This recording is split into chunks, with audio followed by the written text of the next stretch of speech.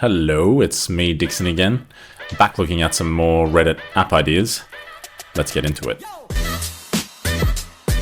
Do me but cheese taste. An app that detects short format content over consumption. I have a big problem where I catch myself wasting away too much time on these bullshit shorts videos. But the problem is they're always inside apps that I use. I use YouTube for information, but I get stuck in shorts. I use Snap for messaging, but I get stuck in Spotlight. I hate this so bad and I'm trying to be more mindful, but it still happens from time to time. I would love to see an app that can detect this behavior and notify you accordingly, as the alternatives are just not cutting it for me.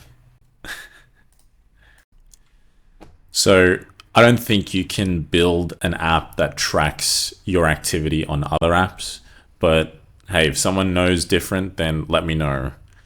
Either way, here are some possible solutions to your dilemma. One, you could set a limit using the screen time function. And what that does is it'll give you a full page notification when you've exceeded a limit that you set yourself. Another thing you could do, you could use something like Forest, which is an app, and whilst you have it open, a tree will grow. But if you go to other apps and don't come back fast enough, that tree will die.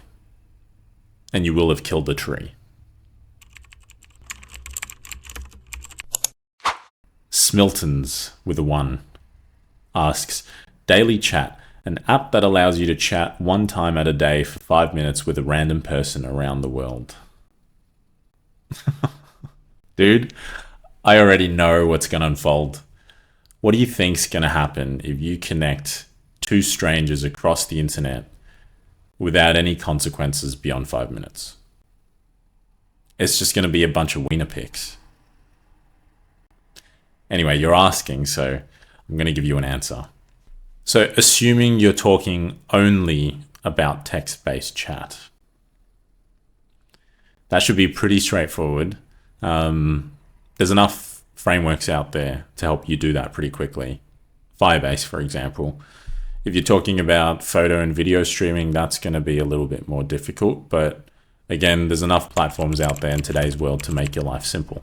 So how to generate revenue? You could allow people to exchange contact details or, friend each other, or even allow them to extend the chat duration beyond 5 minutes. You could also allow them to send each other gifts, but that's just giving illegal solicitation vibes. Ultimately, if you're going to have user-generated content, you're going to have to deal with age restrictions. Otherwise, there's just a massive compliance risk there.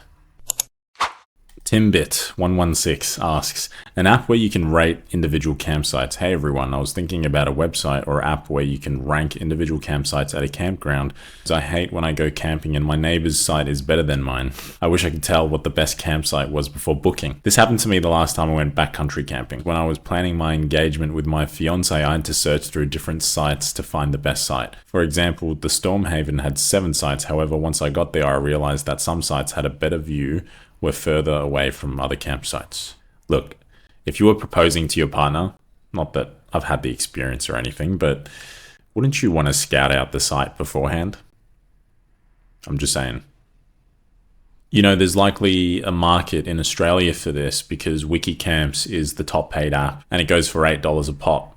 So you could assume that there's going to be an avid group of campers that really want to get around this. And I think it could be pretty helpful, like when you want to know how far away the toilet is. That becomes really important, especially when you're in the dark.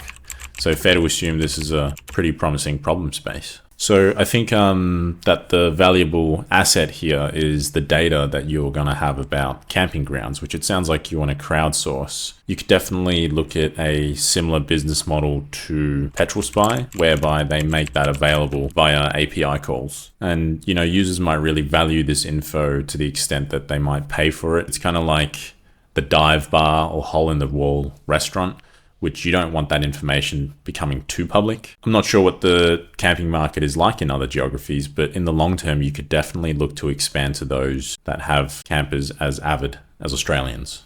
Yeah, so I mentioned before that, Wikicamps already has something similar. I don't think they have the level of detail that you're striving for here, but they already have a committed and paying user base. So They could obviously pick this feature up before you do, but if you could get ahead of them, then that also becomes a possible acquisition opportunity for you down the line. Assuming your info is crowdsourced, then you're going to have to prioritize adoption and network effects. If you want some further reading on that, I recommend Andrew Chen's The Cold Start Problem. Check it out. That's the end of that video. I'll be back again next time with some more of this. If you have any ideas and you want me to have a look at them, then just pop them in the comments below. Otherwise, I'll see you next time.